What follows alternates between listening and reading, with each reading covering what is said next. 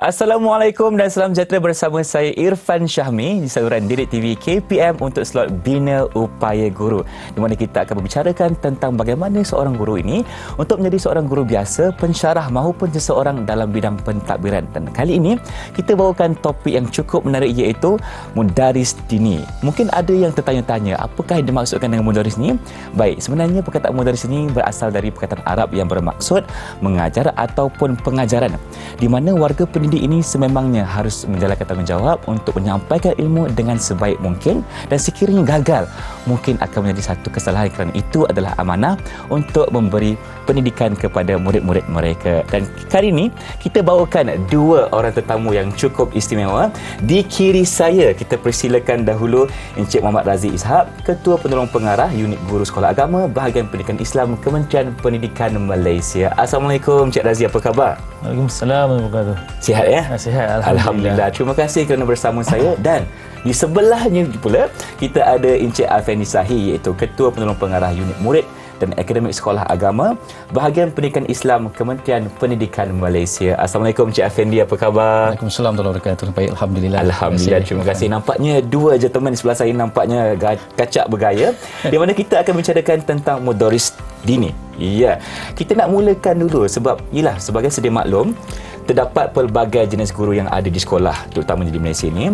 Yang paling terkini adalah guru dini. Setelah kurikulum bersepadu dini diperkenalkan pelaksanaannya pada tahun 2015. Jadi bagaimanakah wujudnya pejawatan guru dini ini sebenarnya? Silakan Cik Aziz. Ya, terima kasih kepada Cik Irfan ya. Sebenarnya kita sedia maklum ya, kurikulum sepadu dini ini adalah kurikulum baru, antaranya penting baru di Kementerian Pendidikan Malaysia. Setelah melalui pelbagai bengkel, semakan, pembinaan, pemurnian, dan dibawa kepada seminar-seminar, kan, kemudian keluar resolusi berkaitan dengan pemantaman kurikulum ya, pada tahun 2008, dan dibawa kepada persidangan ketua-ketua Majlis Agama Islam seluruh negeri Malaysia ya, pada tahun 2011 bersetuju ya, dengan cadangan kurikulum dini ini diselaraskan dan dijadikan sebagai kurikulum kebangsaan. Ya. Jawatankuasa Kurikulum Agama ya, Lembaga Penasihat Pelajaran dan Pendidikan Agama, iaitu LEPAI, yang di bawah Jabatan Kemajuan Islam Malaysia JAKIM, telah menyelaraskan kurikulum dini bagi kegunaan sekolah agama negeri, sekolah agama rakyat dan sekolah agama bantuan kerajaan ya. Setelah diperkenalkan dan disetujui oleh Majlis Raja-Raja kali yang ke-231 pada 27 Februari 2013, akhirnya kurikulum bersama dini menjadi kurikulum kebangsaan ya. Bertitik tolak daripada pelaksanaan KBD tersebut ya, diwujudkan pejawatan dini yang diluluskan oleh JC Pusat bagi tujuan pelaksanaan di sekolah-sekolah Kementerian Pendidikan. Baik. Ya. Sehingga kini ya, sehingga tahun 2002 ini ya, terdapat 2054 jawatan guru ini telah diluluskan bagi menampung 184 sekolah-sekolah agama bantuan kerajaan menengah yang di bawah Kementerian Pendidikan Malaysia untuk mengendalikan kurikulum bersepadu dini ini. Baik, kita boleh lihat di mana sekarang ini ada lebih kurang 2054 jawatan guru ini diperkenalkan bagi memenuhi ataupun menampung 186 buah sekolah agama bantuan kerajaan ataupun SABK. Baik, itu dari segi pengenalannya kita boleh lihat di mana daripada tahun 2008 sehingga 2013 wujudnya jawatan guru dini ini tadi. Kita nak tahu juga bagaimana sebenarnya yang dimaksudkan dengan kurikulum bersepadu dini. Tadi kita dah sebut KBD ini apa sebenarnya? Silakan. Baik, terima kasih Irfan. Mudah untuk kita fahamlah, secara mudahnya untuk kita faham kurikulum KBD ini ataupun kita sebut kurikulum bersepadu dini ataupun kurikulum KBD merupakan kurikulum dilaksanakan di sekolah agama KPM dan juga luar KPM yang diselaraskan dengan kurikulum kebangsaan dan diangkat menjadi kurikulum kebangsaan di arus perdana. Ini bermaksud kurikulum KBD ini telah diangkat menjadi kurikulum kebangsaan dan kedudukannya adalah sama dan setaraf dengan kurikulum kebangsaan yang lain. Jadi pembinaan kurikulumnya Irfan dia dibina bersama dengan agensi-agensi yang lain seperti JAKIM, LEPAI, juga agensi agama di negeri-negeri untuk membina, mengadakan kerjasama untuk pembinaan kurikulum ini. Baik. Untuk makluman, sebelum kurikulum ini diangkat sebagai kurikulum kebangsaan di sekolah agama di seperti SABK dan juga sekolah agama di bawah negeri, mereka ini melaksanakan kurikulum Azhari. Azhari. Kurikulum Azhari ialah kurikulum yang diambil daripada Al-Azhar University, tetapi telah diubah suai mengikut keperluan masing-masing negeri lah. Tapi setelah adanya kurikulum ini, mereka telah selaras melaksanakan kurikulum yang dinamakan kurikulum bersepadu dini ni. Dan pengiktirafan sijil ataupun peperiksaan ini adalah biasanya sekolah menengah agama, SMA, sijil menengah agama ataupun sijil menengah ugama biasanya, dan mereka ini digunakan di dalam negeri saja, maksudnya negeri masing-masing lah. Baik. Kita nak lihat pula dari segi punca kuasa pelaksanaan dan juga pelaksanaan kurikulum bersepadu dini, bagaimana dapatnya cara untuk mereka melaksanakan kurikulum tersebut. Okey. Berkaitan dengan punca kuasa kita melaksanakan kurikulum dini, kurikulum bersepadu dini ni ialah telah diputuskan dalam mesyuarat tertinggi Kementerian Pelajaran. Antaranya ialah yang boleh kita sebutkan di sini ialah diangkat sebagai kurikulum kebangsaan dalam mesyuarat Jawatan Kawasan Kurikulum Pusat pada tahun 2012 ataupun Jawatan Kuasa CCC. Kemudian mendapat kelulusan daripada Jawatankuasa Perancangan Pendidikan JPP pada tahun 2012 juga, dan yang paling penting ialah mendapat perkenan dan juga persetujuan daripada Majlis Raja-Raja pada tahun 2013. Alhamdulillah, ini sangat saya kira sangat besar lah. Betul. Dia perkenankan oleh Raja-Raja kerana enakmen agama di negeri-negeri ini di bawah peruntukan Raja, Majlis Raja. Dan dengan itu dilaksanakan kurikulum ini bermula pada tahun 2015 hinggalah sekarang 2022. Baik, kita nak tahu juga bagaimana mata pelajaran yang diambil oleh murid-murid dalam kurikulum KBD ni. Okey. Ada 5 mata pelajaran kurikulum dini ni. Yang pertama yang kita boleh sebut ni semuanya adalah bahasa Arab. Bahasa pengantar ialah bahasa Arab. Silakan. Yang pertama ialah Usuluddin. Usuluddin, kemudian Syariah, Al-Adab wal Balaghah, Al-Adab wal Balaghah, Al-Lughah Al-Arabiyyah Al-Mu'asirah, Al-Lughah Al-Arabiyyah Al-Mu'asirah ni bahasa Arab contemporary lah, moden, dan Al-Manahij Al-Ulum Al-Islamiyah.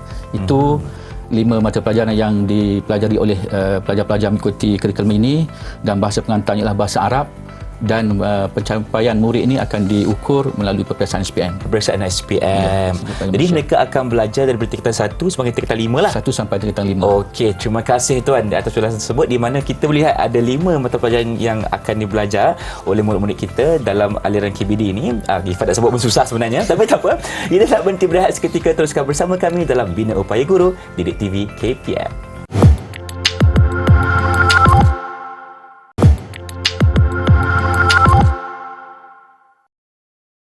Kembali menyaksikan Bina Upaya Guru Didik TV KPM bersama saya Irfan Syahmi, Cik Razi dan juga Cik Afendi hari ini. Kita bertiga sebenarnya. Bukan senang sebab selalu Irfan berdua. Kali ini kita meriah sikit, ada 3 orang.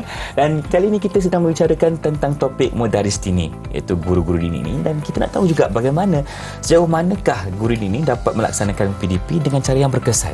Silakan. Ya, terima kasih Cik Irfan.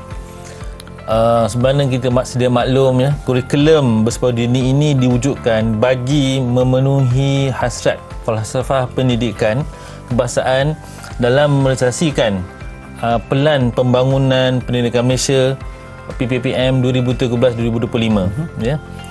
Untuk makluman jugalah ya kepada semua, guru dini ni dia sama je macam guru akademik yang lain. Sama je.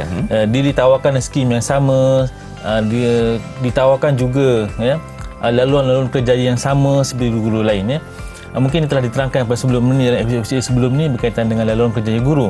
Begitu juga dengan guru dini ni ya, dia mempunyai laluan kerjaya yang sama ya. Mereka juga akan dilatih ya, menjalani latihan perguruan dan memperoleh peluang-peluang pembangunan kerjaya yang menarik berasaskan prestasi dan kompetensi guru-guru tersebut ya.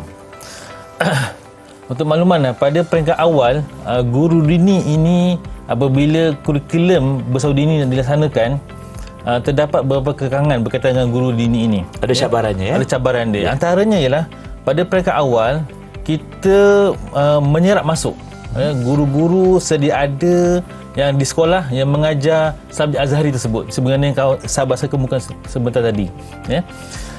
Seramai 497 pada tahun 2016 tu kita menyerap masuk guru-guru yang sedia ada yang mengajar subjek Azhari sebelum ini, ya. Kemudian dia minta mengajar kurikulum bersama dini, diserap masuk di dalam Kementerian Pendidikan sebagai pegawai perkhidmatan pendidikan.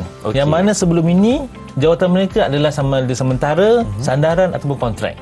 Bersama dengan lembaga pendidikan sekolah ataupun di pihak Jabatan Agama Negeri. Alhamdulillah, ya. Penyerapan itu sahaja bukan sahaja kita memberi jawatan tetap kepada guru-guru tersebut, ya.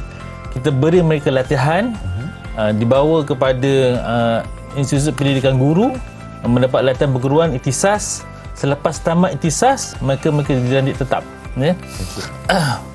Semasa awal pelaksanaan kurikulum ni, terdapat juga antara cabaran yang kami terima.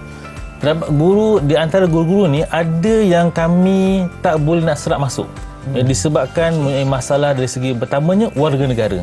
Terdapat sebelum ini kurikulum Azhari ini yang di sekolah-sekolah agama Bandar Kelajak ini diajar kurikulum tersebut oleh guru bukan negara, biasanya datang daripada Thailand, Indonesia, kan? Okey. Yang itu memang kami tak dapat buat serap masuk lah, disebabkan masalah untuk menjadi pegawai Perkhidmatan Pendidikan mesti mempunyai warga negara Malaysia sahaja. Okey, kemudian ada juga dalam kalangan guru-guru tersebut, dia tidak mempunyai pendidikan yang khusus. Maksudnya dia hanya pendidikan yang secara tidak formal.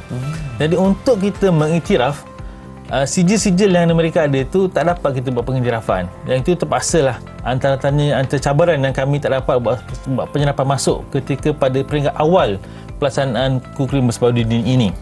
Ya. Okey, baik. Jadi di sini dengan keizinan lembaga pendidikan sekolah ataupun Jabatan Agama Negeri, maka guru-guru ini dapat kekal di sekolah tersebut dan dibayar gaji oleh lembaga pengelola sekolah ataupun Jabatan Agama Negeri tersebut, ya. Dan pada pelaksanaan itu juga kan, pada peringkat awal, oleh kerana kita tidak dapat melatih guru secara daripada keluar dari universiti, maka kita menyerap masuk juga guru-guru pendidikan Islam yang berkebolehan mengajar yang kurikulum dini ni yang melalui pengantarannya bahasa Arab sepenuhnya. Dan kebanyakannya guru-guru ini adalah lepasan daripada Timur Tengah. Kita dah tahu juga bagaimana ataupun latihan PDP yang boleh dilaksanakan oleh guru-guru dini ini. Okey, terima kasih Irfan. Okay, baik, latihan antara latihan yang telah kami berikan, ya, latihan secara berterusan. Ya, melalui secara fizikal maupun bersemuka ataupun secara online, ya. Dan antara lainnya kan, guru-guru ini juga kan, untuk meningkatkan PDP-nya lebih berkualiti, mereka perlu mempunyai nilai-nilai profesional. Nilai-nilai profesional sebagai seorang guru, ya. Sebab ya, betul, sebelum ni mereka telah pun menjadi seorang guru, namun demikian mereka di luar daripada sistem Kementerian Pendidikan. Okay? Apabila mereka masuk ke dalam sistem Kementerian Pendidikan, maka kita terapkan nilai-nilai profesional sebagai seorang guru Kementerian Pendidikan. Antaranya ialah seperti dalam rukun negara yang pertama, ya, kita kepercayaan kepada Tuhan. So jadi yang pertamanya nilai profesional yang kena ada ialah ketuhanan. Dia kena ketuhanan. Kemudian yang kedua penyayang. Seorang guru mesti punya penyayang kepada murid dia. Tak boleh garang sangat. Ya, betul. Kemudian yang ketiga integriti. Integriti ini maknanya cikgu kena menjaga atau guru-guru ini kena menjaga dia punya masa, kan, dia punya segi pengajaran dia, kan, perlu berintegriti. Kemudian seterusnya ialah efisien. Efisien ni dia perlu, ya, dari segi bagaimana PDP itu secara efisien dia dijalankan, ya. Dia bukannya ada masa ambil masa secara lewa, kan. Betul. Okey, baik. Dia kena aturkan betul-betul jadual kelasnya bagaimana, ya, jadual kan? bagaimana. Betul. Kemudian seterusnya, ya, dia seorang guru ni, guru dini ini, dia perlu ada kecintaan kepada profession dia. Kena cinta kepada profession. Ya. Sebab kita tak nak ada kalangan guru dini, ada kalangan guru kita ni kita dapati kan sebelum ni lah. Ya. Dia rasa macam tak selesa dia dipanggil ustaz. Tak selesa dipanggil ustazah. Right. Tapi sebenarnya itu satu kerugian kepada mereka sebenarnya. Untuk menjadi guru dini, dia bukan saja mendapat habuan di dunia, malah mendapat ganjaran di akhirat nanti. InsyaAllah. Baik yang terakhirnya ialah dia perlu patriotik. Patriotik, Kena ada nilai-nilai profesional di dalam diri mereka. Kena ada semangat cinta akan negara. Okay. Baik, terima kasih Cik Razi atas penjelasan di mana itulah ciri-ciri seorang guru dini untuk menjadi seorang guru yang lebih baik, menjadikan murid-murid mereka lebih cemerlang dalam sekolah mereka. Jadi kita nak berhenti berehat seketika. Teruskan bersama kami dalam Bina Upaya Guru Didik TV KPM. Jangan ke mana-mana.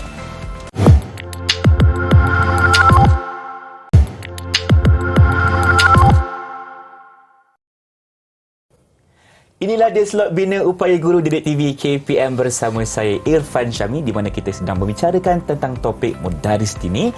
Dan kita nak tahulah, dalam hidup ni kita pasti ada cabaran, ada liku-liku kehidupan dan pastinya akan dihadapi oleh guru-guru dini. Kita nak tahu juga apakah antara cabaran yang mereka hadapi dalam mereka melaksanakan PDP. Silakan. Okey, terima kasih Irfan. Apabila kita bercakap berkaitan dengan cabaran guru, terutama guru dini ni, sebenarnya mana-mana guru pun sama cabaran dia.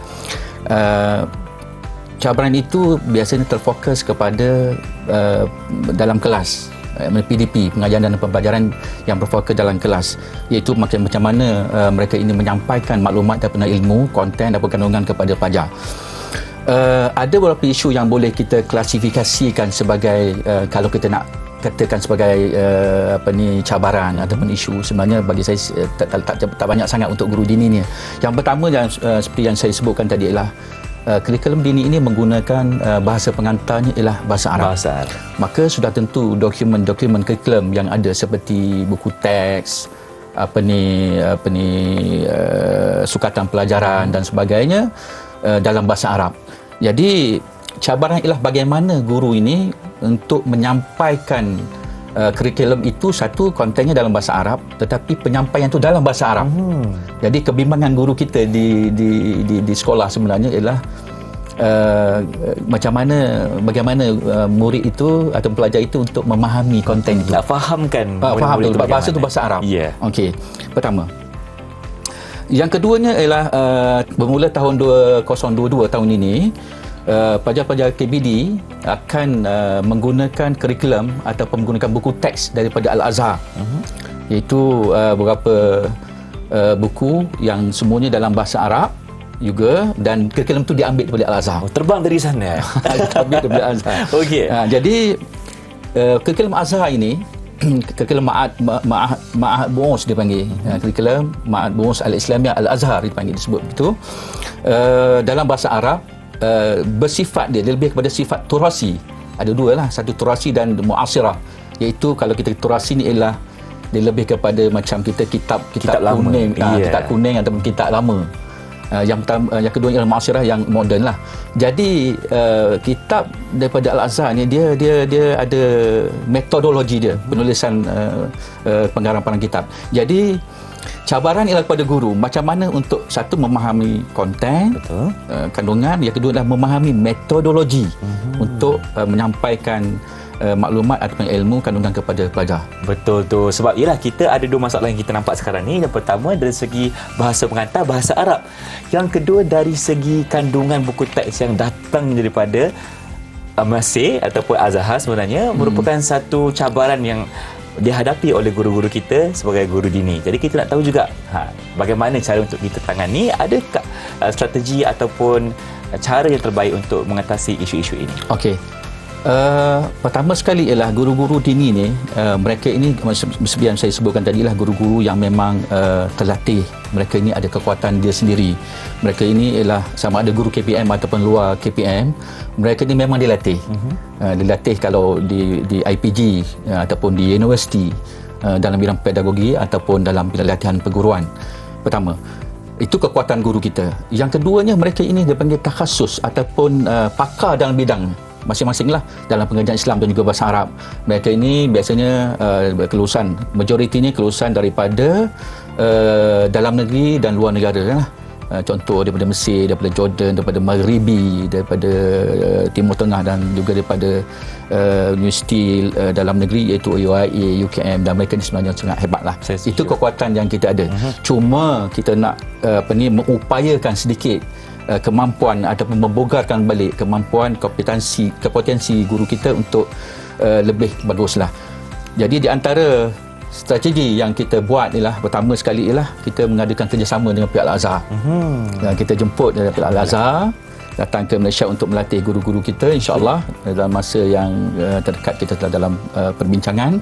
Yang keduanya kita menyediakan kurikulum ataupun modul yang sesuai dengan tahap pelajar kita lah di Malaysia, sebab kurikulum itu daripada Al-Azhar. Betul. So kita kena sesuaikan dengan tahap murid kita lah. Yang ketiga adalah penyampaian kurikulum kepada seluruh guru KBD. Semua akan dapat. Penyebaran itu, penataran dan penyebaran kepada semua guru. InsyaAllah akan sampailah kepada guru kita di sekolah. Kemudian kita akan ada latihan yang berterusan kepada guru-guru KBD di aspek pedagogi. Kemudian yang akhir sekali ialah kita mengadakan kursus ataupun daurah ni macam kursus lah, dia panggil bertalaki tentang metodologi penulisan kitab-kitab daripada Al-Azhar ini. Dan saya juga nak menekankan di sini bahawa satu perkara lagi ialah penyampaian dalam bahasa Arab itu sangat penting, ialah guru-guru kita menggunakan dia panggil lughatul fasli. Lughatul fasli adalah bahasa dalam kelas yang mudah, yang membiasakan murid-murid ataupun pelajar dalam kelas memahami bahasa Arab yang mudah dalam kelas. Masya-Allah. Okey, itu merupakan satu bentuk strategi ataupun cara yang cukup berkesan bagi saya, di mana ada merangkumkan semua sekali untuk beri pendedahan kepada guru ini untuk menjadi seorang guru yang lebih baik, memahami dan juga memberikan penjelasan yang baik kepada murid-murid mereka di sekolah. Dan kita nak dapatkan sedikit sahaja mungkin kesimpulan ataupun harapan daripada pihak tuan sendiri. Silakan. Okey, harapan kami lah di bahagian pendidikan Islam, Kementerian Pendidikan Malaysia, dengan terlaksananya kurikulum bersepadu dini ni ataupun KBD, diharapkan dapat melahirkan pelajar yang seimbang dari aspek ilmu, agama dan juga akademik. Jadi pelajar agama ni biasanya dia lebih kepada agama, tetapi kita ada akademik pun ada. Itulah dia katakan sebagai bersepadu tadi. Dan matlamatnya untuk melahirkan generasi pelapis ulama dan juga cendekiawan Islam pada masa akan datang. InsyaAllah kita doakan usaha itu. Kita ucapkan terima kasih kepada Encik Razi dan juga Encik Effendi, iaitu bahagian pendidikan Islam dari Kementerian Pendidikan Malaysia, kerana sudi bersama Irfan hari ini berkongsi dengan kita tentang Mudaris Dini. Dan kita mengharapkan semua ilmu yang telah diberikan ini dapat memberi manfaat kepada semua yang menonton. InsyaAllah ada sedikit jumpa lagi. Dengan itu, Assalamualaikum dan salam sejahtera.